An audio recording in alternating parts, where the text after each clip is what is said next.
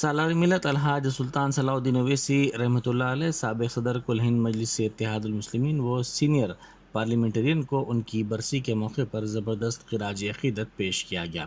سالار ملت کے ایصال ثواب کے لیے بعد نماز ظہر دارالسلام میں قرآن مجید کی تلاوت کے ساتھ ختم قرآن مجید پڑھا گیا اور قصیدہ بردہ شریف کی محفل بھی منعقد ہوئی۔ دارالسلام میں نماز عصر کی ادائیگی کے بعد اکبر الدین اویسی قائد مجلس مقننہ پارٹی کی نگرانی میں